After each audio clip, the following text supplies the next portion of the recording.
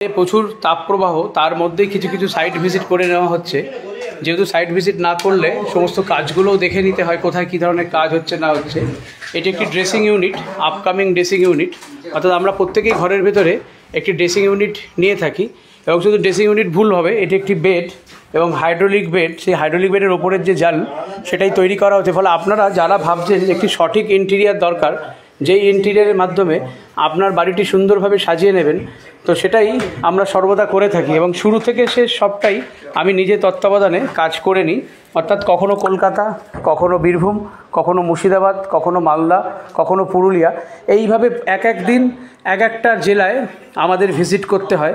আমি নয়, আমার মতো এরকম 10টি এক্সিকিউটিভ আছেন যারা স্পেস হোমের তত্ত্বাবধানে আমাদের কৃষ্ণনগর যে হেড অফিস, সেই অফিস থেকেই গোটা রাজ্য জুড়ে, গোটা দেশ জুড়ে আমরা কাজ করে থাকি।